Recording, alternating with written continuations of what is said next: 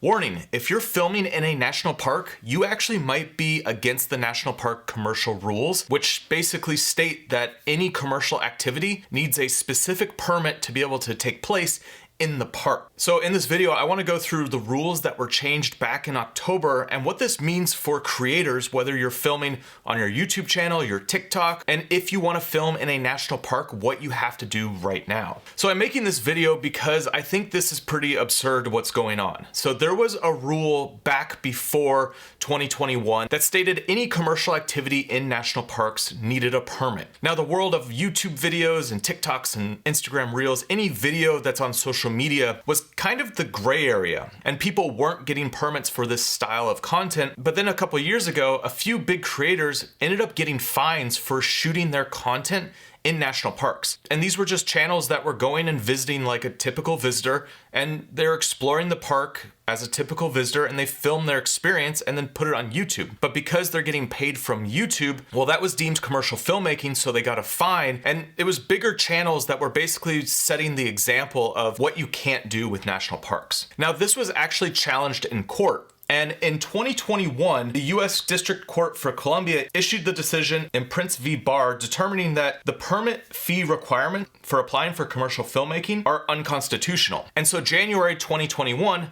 this rule of commercial filmmaking was removed, at least for small productions. So any crews that were under 5, and if they're just making videos for YouTube channels, TikToks, whatever, social media style content, you didn't need to get a permit anymore. And so this was a clear decision that basically said, if you're a smaller creator, you could go film in a national park without any issues. And so it was a blanket rule that went across all national parks.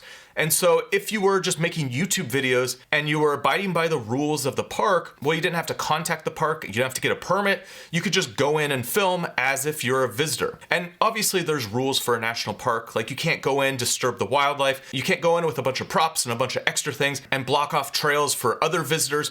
But if you were going into the park and filming the beautiful scenery, or you were going in as a small crew and just making a quick little vlog, well, this ruling basically gave the green light for those productions to go ahead and make videos. Now, late last year in October, they reversed this rule. And so now we're back to the original ruling, which says that any video activity in a park is deemed commercial unless it's only for personal use. And this is important to consider because if you are someone who is a YouTube creator, or you're even just a TikTok creator, but you do make money from the videos that you produce, you now have to get a permit. And so let's go through this permit process and see what you actually need to get a permit for commercial filmmaking. So right here on the National Park Service website, they have the general rule. This is for all national parks. This isn't park by park specific. This is the general overview that basically guides all the other parks. So when is a permit needed for commercial filmmaking? Well, under federal law, all commercial filming that occurs within a national park system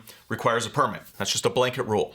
So what is considered commercial filming? So this is what they say. Commercial filming means film, electric, magnet, digital, or any recording of a moving image by a person, business, or any other entity for a market audience with the intent of generating income. Examples include, but are not limited to, feature film, videography, and documentaries. Commercial filming may also include the advertisement of a product or service, use of actors, models, sets, props, etc. Okay, so that makes sense. It seems like any big production, if you're making a movie, if you're doing a documentary, well, you need to go through this permitting process. It doesn't really specify social media, but it does say if you're generating income, then you need to get a permit. So does commercial filming by an individual or small group require a permit? So we're talking about 5 people or less. This is the social media sphere that we're talking about. So federal law requires a permit for all commercial filming. Doesn't matter the size of crew or type of equipment. This includes individuals or small groups that don't use much equipment, but generate revenue by posting footage on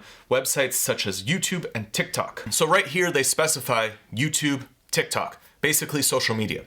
So if you're making videos for social media and you're getting paid in any way from your social media, well, now you're considered commercial filmmaking, and now you have to go through and get a permit. So that's the blanket rule that applies to all national parks. However, the permitting process is not done by national parks as a whole. It says here, how do I apply for a permit? Well, permit applications are available through each park's administrative office or website, and you have to contact them directly. So there's no general permitting process. You have to go to each national park individually and go through their permitting process. And so I went through and started exploring some of the different parks because I wanted to see what are the rules park to park and how easy is it to get one of these permits? Because if it's simple, just doing a quick application and then getting the yes or no, well, then it's not going to cause that many issues. But what I'm finding by exploring each one of the parks is that this process is very cumbersome and it's kind of a pain to do, and each park is different in their rules and how you actually go through the permit process. So last year, while this ruling was deemed unconstitutional, I went to Death Valley and shot a video exploring Death Valley. And so I wanted to go back this year and shoot some more in Death Valley, but now I have to get a permit.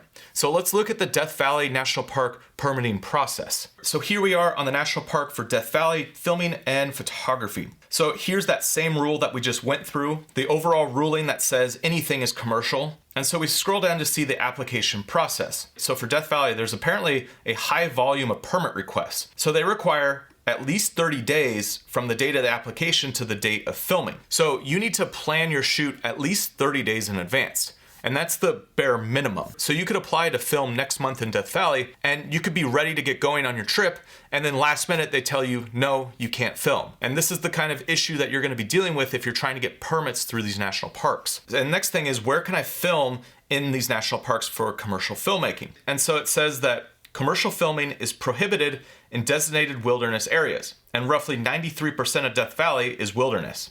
So they give you a map. You can scroll into this map and explore, and all of this purple that you're seeing, that is wilderness area. So you can't film in any of that purple area. There's little squares here and there, which are specific spots within the park where you could film, but anywhere in this purple is off limits. And really the permits are there for big productions who can actually plan this, and they have specific places they want to film. Now on top of these rules, you're also gonna have to pay a fee for your application. And I've found by exploring the different parks, it could be $100, it could be $200, it could be $300. Every park's different, and that fee is non-refundable. So if you get denied, well, they're still gonna keep your money. And then on top of that, you might need to have a park monitor with you, kind of going with you wherever you're at, and they could charge you $50 an hour for that person. That person can be there the whole time while you're shooting, or they could pop in once in a while, and you're basically just paying their fee to come and be on set with you, even if you're just shooting a vlog. And then on top of it, they also require liability insurance. So here in Death Valley, you go down to what are the other requirements. You're gonna need a certificate of insurance, naming the United States of America as insured up to the amount of $1 million. And if you're filming anywhere along the state highway, well, you're gonna need a CHP officer to be there with you, and you're gonna need a special permit for that. So it's basically permit on top of permit on top of permit, and they're making it just super hard for creators, small crews, just individuals to be able to go out there and film. And it really limits what we can do. I could go through a bunch of these national parks, but it's the same thing over and over. Some of them require a 10-day notice, some 20, some 30. Each permit fee is a little bit different, and the process is a little bit different for each. So if you want to film in a national park, you have to go in here, figure out exactly all the things that are allowed, the places that are allowed, and then you have to fill out this application that's gonna go through, where you're at, what you're doing, what your plan is. So everything has to be super planned out.